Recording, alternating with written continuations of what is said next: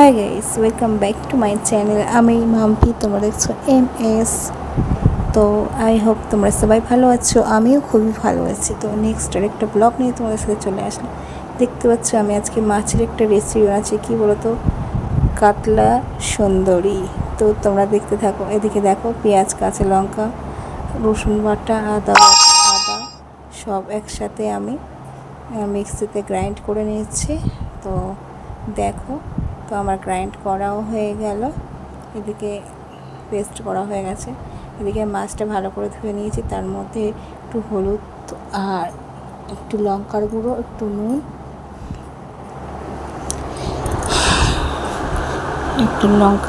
দেখো একটু নুন সবই ছড়িয়ে দিয়েছি।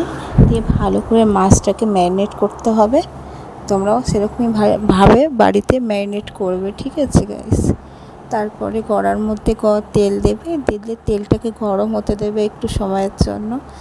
তারপরে আস্তে আস্তে করে গরম হয়ে গেলে তোমরা তার মধ্যে মাছগুলো ছেড়ে দেবে। দেখো আমি ফ্রাই করছি মাছগুলো, আর মাছটা কেমন লাল লাল হবে তোমরা দেখে নিও। এরকম লাল লাল করে তোমরা ভেজে নেবে, ঠিক আছে। এই যে লাল লাল হয়ে গেছে দেখছো, তো এরকম লাল লাল করে তোমরা ভেজে নেবে। হ্যাঁ গাইস, লঙ্কার গুঁড়োটা একটু দেওয়ার জন্য লালটা বেশি লাগছে। তো দেখো খুব সুন্দর ভাজা হয়েছে। তারপর কড়ার মধ্যে তেল দেবে, কালো জিরে দেবে, তার মধ্যে যেটা বাটা মশলাটা আমি বাটলাম, মিক্সিতে গ্রাইন্ড করলাম, সেটাকে দেবে। তারপরে নাড়াচাড়া করে তোমরা ভালো করে ওটাকে কষবে, ঠিক আছে। একটু হালকা ধরে ধরে যাবে টাইপের, তখন তোমরা দেবে টক দই, ফ্যাটানো টক দই, তার সাথে একটু নুন, একটু হলুদ চিমটে দিয়ে টক দইটিকে ফেটে নেবে, ঠিক আছে। তারপরে তোমার মশলাটা কষে গেলে টক দইটাকে দিয়ে দেবে। তো দেখছো আমি একটু লবণ দিয়ে দিলাম মশলার মধ্যে, তারপরে দিয়ে দিলাম একটু হলুদের গুঁড়ো। তারপরে দেখো আমি এটাকে আবার কষবো, কষতে কষতে তারপরে ফ্যাটানো টক দইটা আমি দিয়ে দেবো, ঠিক আছে। তো তোমরা দেখতে থাকো। একটু লঙ্কার গুঁড়ি দিলাম, আর দিলাম কাশ্মীরি রেড চিলি, তো ওটাকে দিয়ে ভালো করে, আর দিলাম মিট মশলা। তোমরা এই কটা মশলা দিয়েই রান্না করো, খুব সুন্দর লাগবে দেখবে। কাতলা সুন্দরী তো সুন্দর হয়ে গেছে, আর খেতেও খুবই ভালো লেগে গেছে। দেখছো ফাটানো টক দইটা আমি দিয়ে দিয়েছি একটু আগে, যেটা বললাম। তো ফাটানো টক দইটা আমি দিয়েই দিলাম। তো তারপরে ওটাকে ভালো করে আর নাড়াচাড়া করে কষে নেবে, ঠিক আছে। তারপরে তার মধ্যে হালকা একটু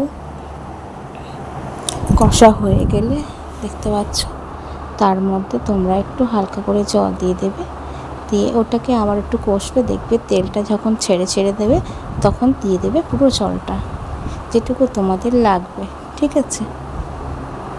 তো দেখে না, আমি জলটা দিয়ে একটু নেড়ে চেড়ে দেখো, তারপরে আমার তেলটা ছেড়ে যাওয়ার পরে আমি জল দিয়ে দিয়েছি। আর এদিকে দেখো কাজু বাদাম, তোমার চালমগজ, পোস্ত দিয়ে আমি একটা নিয়ে নিলাম। এটাকে আমি শিলে ভালো করে পিষে নেব, কারণ অল্প তো গ্রাইন্ড করা যাবে না, তাই গ্রাইন্ড করলাম না।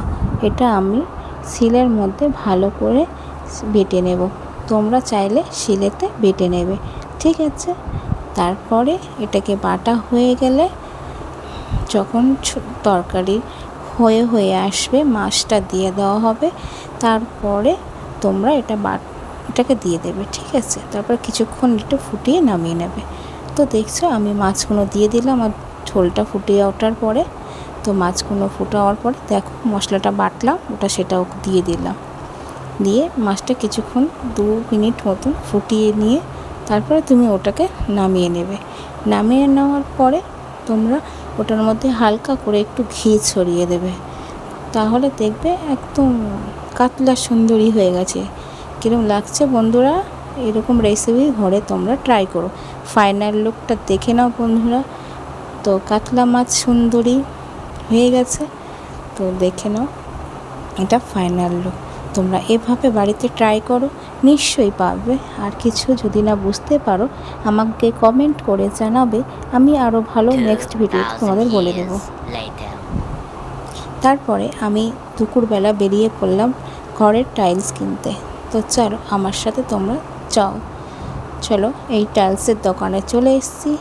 তো তোমরা যদি রামচন্দ্রপুরে কেউ আশেপাশে থাকো, এই শোরুমে আসো, খুব ভালো টাইলস দেয়। আর দোকান খুব খুব ভালো ব্যবহার। তো তোমরা সবাই আসো, এখান দিয়ে এসে রামচন্দ্রপুরে কেউ বা পুরো ডিস্ট্রিবিউটর পয়েন্ট থাকলে তোমরা এসে নিয়ে যেতে পারো। এখানে সব কিছু পাওয়া যায়, খুব ভালো ভালো জিনিস আছে, দেখতে পাচ্ছ, ভিডিওর মধ্যে দেখতে পাবে। তারপরে চলো, এখানকার টাইলস পছন্দ হলো না, আমরা চলে গেলাম উপরে। তো উপরে যেতে গিয়ে আমাদের পছন্দ হয়ে গেল, তারপরে আমরা নিয়ে নিলাম। তো তারপরে আমরা মধ্যে অনেকগুলো দেখালো, তারপর ডিসাইড করলাম যেটা নেব।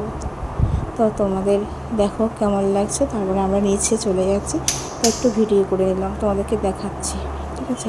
ফ্লোরের টালি নিলাম, ওয়ালের টালি নিলাম, তারপরে নিচে করে না। দেখো শোরুমটা দেখো কত বড় শোরুম।